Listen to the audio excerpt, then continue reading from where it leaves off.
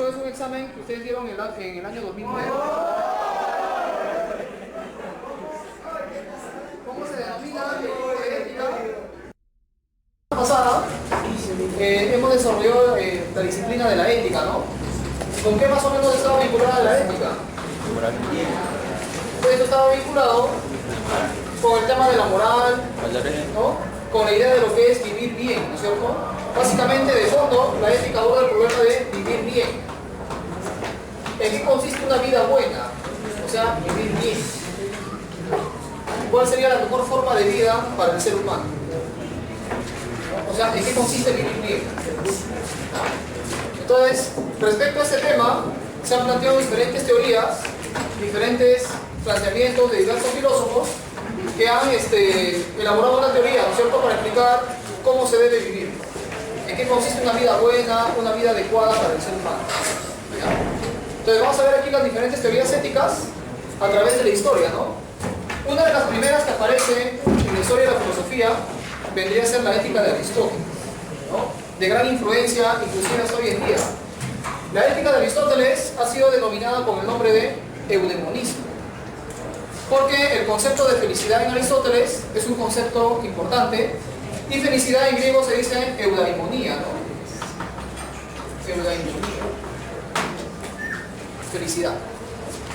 Claro, Aristóteles parte de la siguiente idea, dice, todos los seres humanos de manera natural buscan la felicidad, ¿no es cierto? Todos queremos ser felices, ¿no? Entonces, ninguna persona, ¿cierto?, ninguna persona buscaría ser infeliz, sufrir en la vida, etcétera, etcétera, ¿no? Todos queremos ser felices de manera natural. O sea, todos buscamos un fin supremo, un bien supremo que sería la felicidad. Entonces, el ser humano busca un fin supremo, un fin último, ¿no? El bien supremo. Este bien supremo vendría a ser la felicidad. Ahora, acá viene el problema, ¿no? ¿De qué manera encontraríamos nosotros la felicidad? ¿O en qué consiste la felicidad? Por ejemplo, ustedes con todas las acciones que hacen todos los días, en el fondo quieren encontrar la felicidad. Por ejemplo, ¿para qué quieren ingresar a la universidad? Para ser profesional. ¿Y para qué quieren ser profesional? Para tener plata, ¿no? ¿Y la plata para qué cosa la quieres? La plata la quieres para satisfacer tus necesidades. ¿Qué tipo de necesidades quieres satisfacer?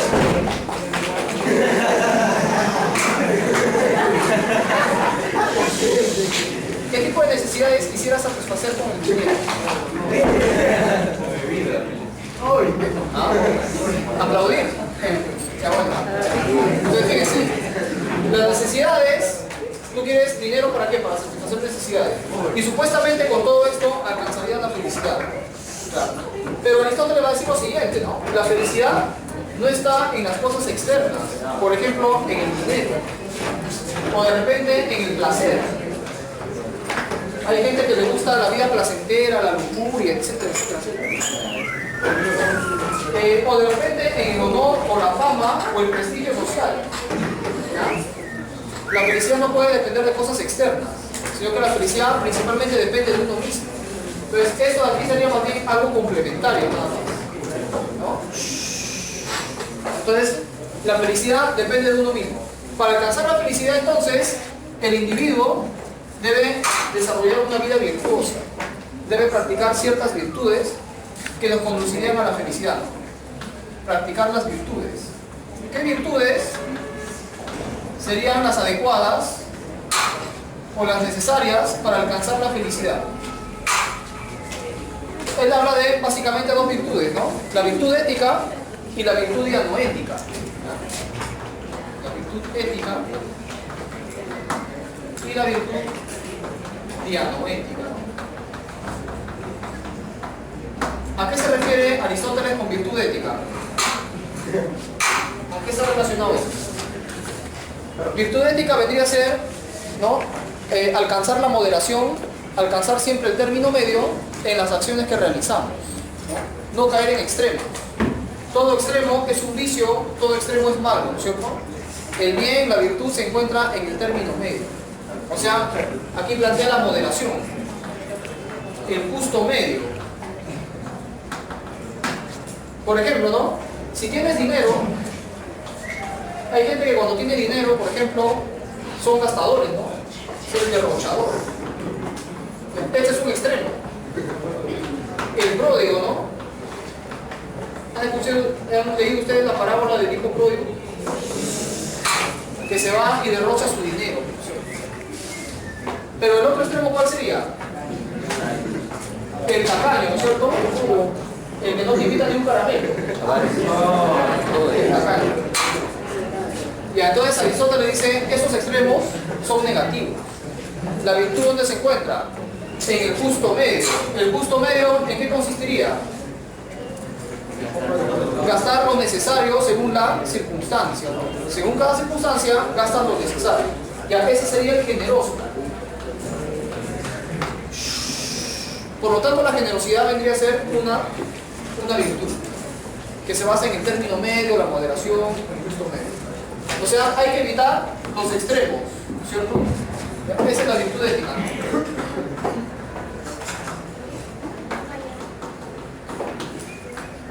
Por ejemplo, hay gente que cuando tiene hambre se sirve un cerrazo, ¿no es cierto? Dos fresas, un cerro de arroz, y encima tienen postre todavía. Se llena, son los glotones, ¿no? Hay otra gente que es más extrema, ¿no? En vez de comer lo necesario, comen demasiado poco, o sea, son anoréxicos. Ya, son los extremos. ¿Cuál sería lo más adecuado para Aristóteles? ¿Cuál sería el término medio? Comer lo necesario, ¿cierto? De acuerdo a lo que tu cuerpo necesita, nada más. Ya, esa sería la virtud ética. Siempre practicar la moderación, el término medio. ¿No? Sin embargo, Aristóteles también plantea una virtud superior en el ser humano, que lamentablemente la mayoría no la puede practicar. Solamente la practica algunos cuantos que destacan, dice Aristóteles. Ya, esa virtud sería la virtud dianoética. ¿Con qué tiene que ver la virtud dianoética? ¿Con qué se relaciona? Se relaciona con la vida intelectual, con la búsqueda del saber, ¿no? La búsqueda de la verdad. ¿Ya? Esa es la vida intelectual. La vida dedicada a la búsqueda del conocimiento. La filosofía, la ciencia, todo eso. Ahora ustedes dirán, ¿y eso por qué es una virtud? Porque Aristóteles considera lo siguiente, ¿no? Si la naturaleza a nosotros nos ha dado inteligencia, no es para tenerla de adorno, ¿no es cierto? ¿Para qué nos sirve la inteligencia? ¿Para pensar en qué? Claro, la gente utiliza su inteligencia solamente para satisfacer sus necesidades vitales, ¿no es cierto? Por ejemplo, para comer, para vestir. Pero la inteligencia solamente te sirve para eso. Te sirve para una función superior, la búsqueda del saber. A un animal no se le podría exigir eso porque el animal no tiene esa facultad, ¿no es cierto? Pero el ser humano sí la tiene. Y si no la desarrollas, entonces simplemente estás viviendo por gusto, ¿no es cierto? Por ejemplo, ¿no? Los obreros de la fábrica del costado están esperando que sea sábado, ¿para qué? Para salir a consumir, beber, tomar, comer, etc. Porque así viven la gente, ¿no? Luego viene el lunes, cumplen con su jornada hasta el viernes y luego sábado otra vez, ¿no? Comen, duermen, descansan, ¿no? Se consumen, etc. O sea, esa gente no utiliza su intelecto, no utiliza su inteligencia. Su inteligencia la utilizan solamente para satisfacer necesidades elementales, ¿no? Entonces Aristóteles diría, bueno, esa gente ya, caballero, solamente les queda el trabajo manual, nada más. La vida intelectual ya se tiene la inteligencia de adorno o la inteligencia la tienen por uso, nada más, ¿no? Bien, entonces esas virtudes, ¿no? Es la que el ser humano debe desarrollar para alcanzar la felicidad. La felicidad sería el bien último, el bien supremo de la vida, ¿no? En el caso de Aristóteles. Ahora, después de Aristóteles aparecen dos corrientes filosóficas que también hablan de una forma de vida, ¿no? Una vida adecuada para el hombre. Por ejemplo, Epicuro decía, el hedonismo, ¿no? Decía que el verdadero bien del hombre es el placer.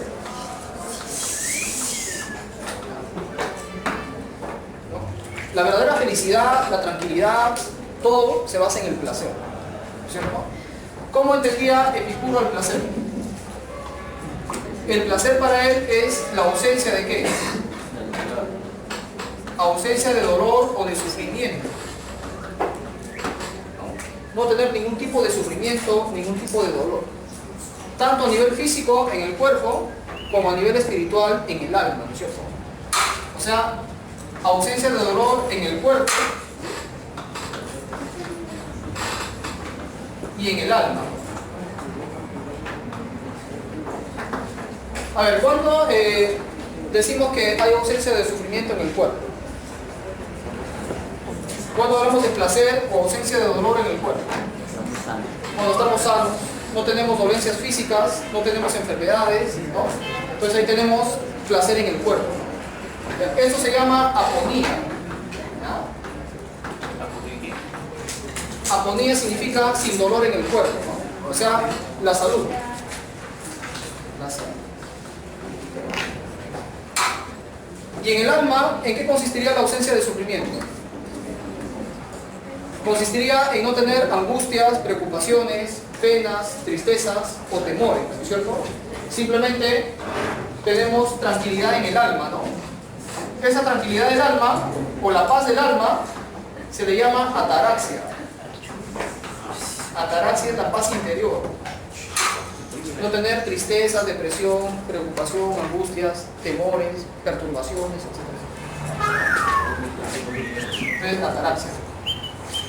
Sin embargo, Epicuro decía lo siguiente, ¿no? Para poder alcanzar este estado de placer sin sufrimiento en el cuerpo ni en el alma, ¿no? Para alcanzar la ataraxia, la paz en el alma, ¿qué forma de vida deberíamos llevar? Epicuro dice, bueno, de los deseos que tenemos,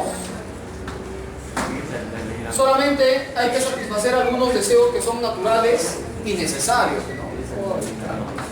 Solamente dedícate a tus deseos naturales y necesarios. ¿Qué deseos serían naturales y a la vez necesarios? Por ejemplo, el alimento, ¿no? Tienes que alimentar. ¿Qué más? La vestimenta para protegerte del clima, del frío, también. El descanso, ¿no? Si no duermes bien, entonces también tienes que descansar. Son deseos naturales y necesarios. Pero por ejemplo, los que desean tener su televisor pantalla plana, los que desean tener el celular de último modelo, de última generación, los que desean su carro del año, o por ejemplo los que desean tener ¿no? la ropa a la moda, la zapatilla de marca, qué sé yo. Ya, todo eso serían simplemente deseos superficiales, deseos artificiales que la sociedad viene creando a la gente. Y estos deseos superficiales te traen sufrimiento, te traen angustia. No, si la gente no tiene eso, entonces se vuelve infeliz, ¿no es cierto? Por ejemplo, ¿no? A tu papá le quitas el televisor de una casa y se vuelven locos. O ustedes, digamos, pierden el celular y se lo quedan. Dependen de eso, son dependientes. No dices ahorita, pero después. Entonces, la gente basa su felicidad en deseos superficiales. Y eso es lo que trae sufrimiento, ¿no? Porque una vez que tienes algo, quieres más, ¿no? Entonces, nunca te satisface. Por eso solamente confórmate con tus deseos naturales y necesarios y alcanzarás así tranquilidad, ¿no? Y también salud en el cuerpo, ¿cierto? Bien, entonces, esa es la teoría del hedonismo de Epicuro, ¿no? Para alcanzar el placer. Sin embargo, también al mismo tiempo aparece el estoicismo, fundado por Zenón de Sitio, ¿cierto? Ahora, Zenón de Sitio, los estoicos van a decir que para alcanzar la paz, la tranquilidad, la felicidad, ¿qué es lo que debemos hacer en primer lugar? Debemos tener resignación. La resignación nos conduce ¿a dónde? A la tranquilidad del alma, es decir, a la ataraxia, a la paz interior. Porque para el estoicismo todo lo que sucede en el mundo y en la vida de las personas, todo está determinado por el destino. Ya no hay nada que hacer frente a eso. la realidad es independiente de nosotros. Tú puedes dominar lo que sucede en el mundo, en la realidad, puedes cambiar, puedes, digamos así, controlar todo esto. No se puede. Entonces, frente a los hechos que suceden y que no dependen de ti, lo que te queda es resignarte, ¿no es cierto? Porque ya es como parte del destino. Y el destino es inevitable. Entonces, la resignación consiste en aceptar el destino, ¿no es cierto? Aceptar el destino. ¿Ya? Claro, entonces, por ejemplo, ¿no? Casos concretos. Todos nosotros estamos destinados a envejecer y a morir. Tarde o temprano va a ocurrir eso. Ahora, eso tú lo puedes cambiar, lo puedes dominar, lo puedes controlar. ¿De qué manera se puede controlar? ¿Cómo se puede? No se puede. ¿Ya? Bueno, en el futuro, qué sé yo. Ahorita yo estoy hablando en el momento presente. Además, esa tendencia de querer evitar la muerte también ya es una cuestión enfermiza. Que el hombre sea inmortal, que nunca se envejece. Qué aburrido sería vivir tanto. Aceptar el destino significa aceptar los hechos tal como son, sin tratar de cambiarlo. ¿Por qué? Porque no vas a poder cambiarlo, ¿no? El envejecimiento y la muerte es algo que estamos destinados y no se puede cambiar. Entonces, ¿no? Para que no sufras frente a eso, acéptalo nada más. De esa manera entonces te conviertes en un hombre sabio. El sabio acepta su destino. Por ejemplo, hay personas que no aceptan que están envejeciendo. Se pintan el pelo, se hacen la cirugía plástica, se ponen implantes. Claro. Esa gente en el fondo sufre. Claro, porque para evitar todo eso se siguen haciendo cosas, pero no saben que es una cuestión irreversible, que de todas maneras se va a dar, y por más que se estiren la piel y lo demás, igual. ¿Cierto? Entonces, esa gente sufre. ¿Quién es el que no sufre? Aquel que acepta que está envejeciendo y que va a morir. Claro, ese es el sabio. Entonces, el sabio acepta su destino, se resigna, y por lo tanto, no sufre, ¿no es cierto? No sufre. Es decir, al sabio, al hombre sabio que se resigna, ya nada le atormenta, nada le perturba, porque todo lo acepta como parte del destino, ¿no? Por ejemplo, digamos que tu enamorada se cansó de ti. ¿Sabes qué? Ya no te quiero, ya no me gustas.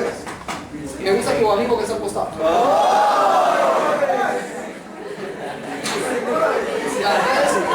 Frente a eso, tú puedes cambiar esa situación.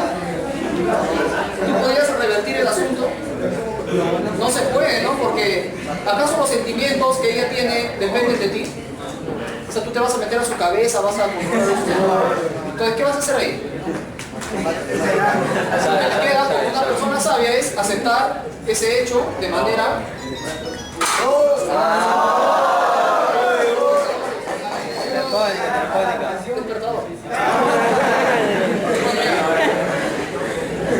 Entonces, lo que te queda como hombre sabio es aceptar el hecho tal como es y no tratar de cambiarlo. Porque si no te quiere, no te desea, etc. Por lo tanto, ¿qué vas a hacer? ¿Vas a estar rogando, Eric, que sí, que por favor, que yo sé que vas a cambiar, que vas a mejorar? Ya no, ya. Más bien, al contrario, si tú tienes esperanzas de que va a cambiar la cosa, entonces sufres más, ¿no es cierto? Y a veces el necio. ¿Quién es el necio? El hombre necio es aquel que no acepta su destino, no se resigna, tiene esperanzas de que va a mejorar, de que va a cambiar, y por lo tanto sufre. Ese es el hombre necio, ¿no? Por ejemplo, tu enamorada te deja, tú estás insistiendo, buscando, te conviertes en expreso. Entonces es necio. Y al final sufres más, ¿no? Porque ella te sigue rechazando, entonces tú sigues sufriendo, sufres más, sufres más. O sea, tienes esperanzas. El hombre sabio ya no tiene ninguna esperanza. El hombre sabio más bien ha renunciado a todas las esperanzas porque la esperanza te prolonga el sufrimiento, ¿no? Entonces, si tú te resignas, ya no tienes esperanza. Más bien te conviertes en indiferente. Ya nada te perturba, ¿no? Todo te da igual. Sucede tal cosa y es parte del destino. ¿Para qué vas a sufrir? ¿no? Entonces, acá viene la indiferencia. O sea, eres imperturbable, ¿ya? Sin pasiones. Eso también se llama apatía, ¿no? Apatía. O sea, nada te perturba, nada te causa sufrimiento. Eres indiferente. Claro, ¿no? Por ejemplo, si tú te resignas frente a la muerte, frente al envejecimiento y lo demás, entonces ya frente a eso eres indiferente, ¿no? Ya no sufres. Estás envejeciendo y ya te da igual, ¿no?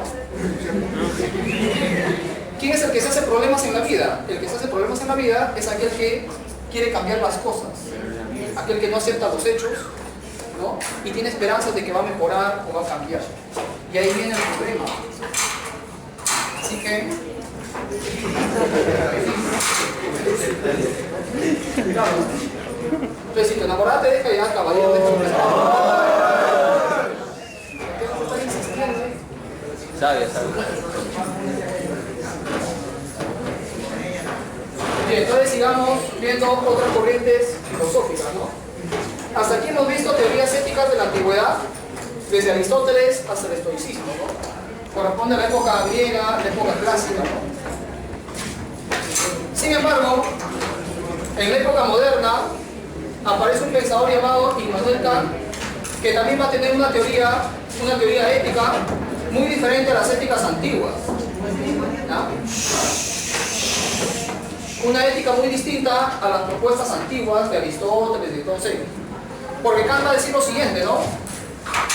La única forma de vivir correctamente, de tener una vida buena, es actuando por buena voluntad, ¿cierto? Nuestras acciones deben basarse en la buena voluntad. Actuar por buena voluntad. Si el ser humano actúa por buena voluntad, entonces siempre cumplirá con su deber desinteresadamente, ¿no? Tu deber moral siempre lo vas a hacer sin ningún interés, sin ningún beneficio a cambio, ¿cierto? Sin buscar ningún beneficio, ningún reconocimiento, etcétera, etcétera. O sea, siempre cumples el deber desinteresadamente. Esto implica cumplir el deber desinteresadamente.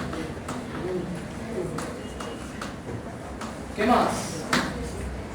Otro principio o fundamento de la ética de Kant es que el deber moral debe cumplirse necesariamente, ¿no? En todo lugar y en toda circunstancia, ¿no? De todas maneras, sí o sí, el deber moral se debe cumplir. Entonces, el deber se cumple necesariamente. ¿Qué significa necesariamente? Se cumple de todas maneras, sí o sí, ¿no? En todo lugar y circunstancia. En todo lugar y circunstancia.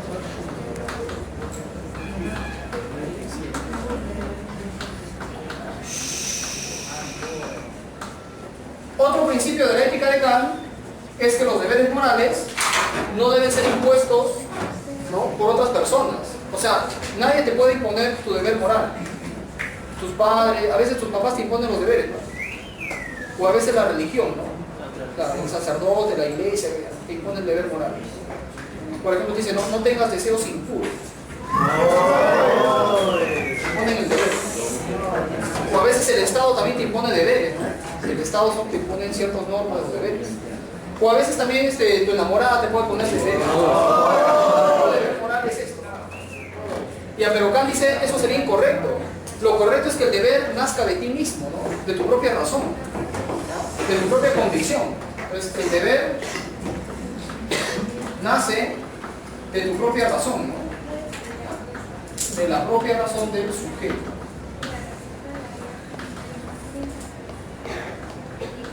Cuando el deber nace de ti mismo, significa que esta moral es autónoma, ¿no? La moral autónoma es que el deber nace de ti mismo, ¿no? Proviene de tu propia razón. Es moral autónoma. Que son características de la ética de Kant. Actuar desinteresadamente, ¿no? Por voluntad propia, ¿no? Cumpliendo siempre el deber de manera necesaria en todo lugar y en toda circunstancia. Y el deber debe nacer de ti mismo, ¿no? De tus propias convicciones. Entonces, estos deberes morales con estas características se expresan en lo que Kant llama imperativos categóricos. Estos son los imperativos categóricos de Kant. Entonces, ¿qué cosa vendría a ser un imperativo categórico? Un imperativo categórico es una norma moral, un deber moral con estas características. Nace de tu propia conciencia, de tu propia razón, debe ser desinteresado y se debe cumplir necesariamente. Es un imperativo categórico. Entonces, el imperativo categórico debe ser incondicionado. Incondicionado significa que se debe cumplir sin poner condiciones, sin buscar ningún fin, etcétera, etcétera. Son incondicionados. El imperativo categórico debe cumplirse necesariamente en todo lugar y en toda circunstancia. O sea, tiene carácter necesario, ¿no? Son necesarios. Y además, estos deberes morales o imperativos categóricos deben ser válidos para todos los individuos, para todas las personas. Si tú te impones un deber, ese deber también debe ser válido para los demás. Por ejemplo, ¿no? Digamos que tú dices, mi deber, por ejemplo, es respetar a mis padres. Debo respetar a mis padres. Ya, este deber moral nace de tu propia conciencia, ¿no? Nace de ti mismo. Tú tienes la convicción de que eso es lo correcto. Ahora, ¿este deber moral es válido solamente para ti o también sería válido para los demás? También es válido para los demás. Por ejemplo, si tú te vas a la China, a la India, a Japón o al África, ¿acaso te diría que esto es malo? ¿Tú crees que algún ser humano en su sano juicio te dirá respetar a tus padres es malo? No.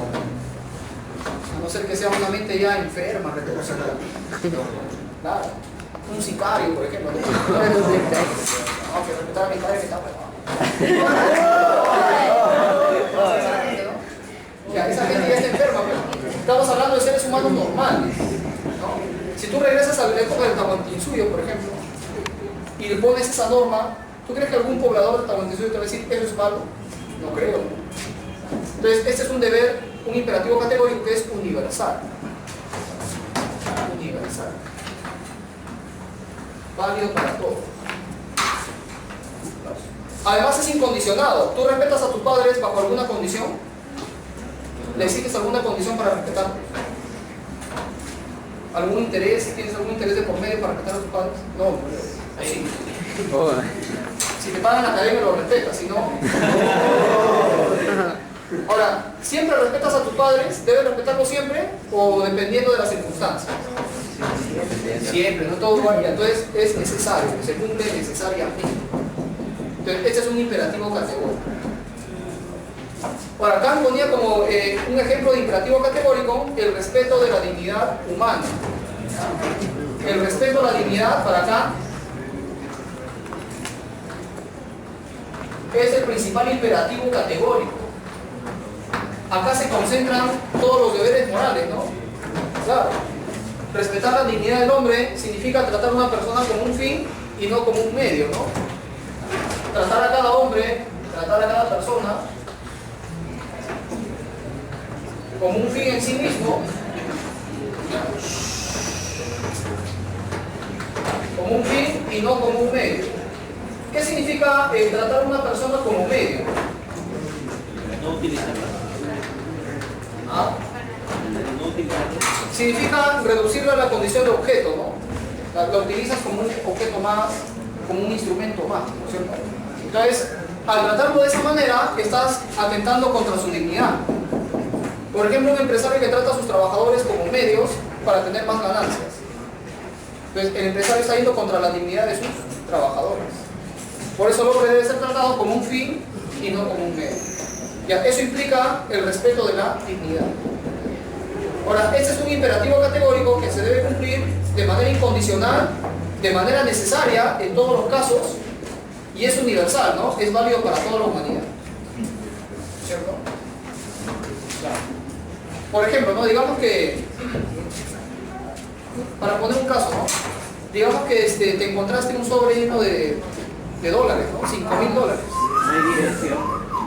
Y tú sabes que esos $5.000 le pertenece al dueño de la cafetería que se le ha caído y ahora, justo cuando estás recogiendo ese sobre y te estás yendo contento a tu casa, se aparece Kant en tu camino. Ahora, Kant te hace una pregunta y te diría, ¿no? ¿Qué es lo que te dice tu razón? Te diría, ¿no? A ver, tus propios principios racionales, ¿no? Te dicen cuál es tu deber. ¿Cuál sería tu deber moral siguiendo tu razón? Entregar el dinero, ¿no? Entregar el dinero, ¿no es cierto? Claro, la honradez, ¿no? Ya, entonces, si ese es tu deber moral y eso es lo que te dice tu razón, entonces ¿por qué no lo cumples? Ahora tú dirías, no, lo que pasa es que en mi casa hay muchos problemas, ¿no? Hay problemas económicos, mi mamá está enferma, etcétera, etcétera. Entonces con ese dinero voy a hacer el bien en mi casa. Pero Kant diría lo siguiente, ¿no? No interesa la circunstancia o el problema que tú tengas, lo que interesa es que el deber se cumpla necesariamente. Como tu deber es entregar el dinero, debes cumplirlo necesariamente. Así te perjudique, lo que sea, igual, el deber se realiza. Y encima no pidas recompensa tampoco porque desinteresadamente. Así que te vas tranquilo a tu casa con la mano vacía. Ya, ese es el imperativo categórico.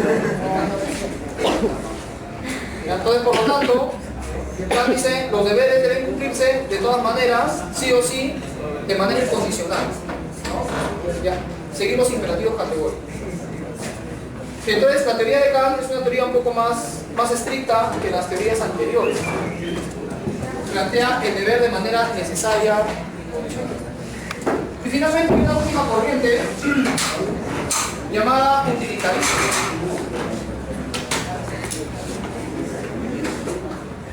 El utilitarismo, ¿no? Que en realidad no ha tenido mucha influencia en la historia de la filosofía. Esta corriente fue desarrollada por un pensador inglés de origen judío, ¿no? Jeremías Bentham, o Jeremy Bentham. ¿Qué es lo que planteaba el judío Jeremías Bentham? Decía que lo bueno, el verdadero bien del ser humano es aquello que es útil o beneficioso para las grandes mayorías. Es todo lo que es útil para la comunidad o para la mayoría de personas. Entonces, el bien es lo útil o beneficioso para el mayor número de personas, es decir, para la mayoría. O sea, el bien no es aquello que es útil para un individuo o para un grupo pequeño, sino más bien debe ser útil o beneficioso para la gran mayoría de la sociedad, para la comunidad. Ese es el bien. Entonces, por eso también se llama utilitarismo, ¿no? Acá se basa en el criterio de la utilidad. Entonces, el bien se basa en el criterio de la utilidad. Todo lo que es útil para la gran mayoría. Entonces, son las principales corrientes éticas, ¿no?, de la historia de la filosofía, y todas ellas proponen un estilo de vida, ¿no?, una forma de vida para alcanzar una vida correcta, una vida buena, para alcanzar la felicidad, etcétera, etcétera. Por ejemplo, ¿no?, digamos, si es bueno creer en Dios, porque creer en Dios, digamos así, es beneficioso para la gente, ¿no? Con la creencia en Dios, digamos que los drogadictos logran recuperar ¿no? Logran sanarse, digamos, ¿no? Logran rehabilitarse. Entonces, creer en Dios sería algo bueno. ¿Por qué? Porque es útil o beneficioso a la sociedad. Entonces, todo lo que tiene que ver con utilidad, beneficio para la sociedad, sería lo bueno. Entonces, y así sucesivamente. Por ejemplo, para Estados Unidos es beneficioso hacerle la guerra a los países orientales, ¿sí o no? Sí. Sobre todo por el petróleo, ¿no? Entonces, para su sociedad, para la gente de Estados Unidos sería beneficioso, porque controlarían el petróleo y lo demás. Entonces, por lo tanto, la guerra contra los musulmanes es buena. ¿Para qué? Para los ricos americanos. Para ellos. Para la mayoría de los norteamericanos. Y así sucesivamente. O sea, de que de ahí se puede justificar una serie de cosas.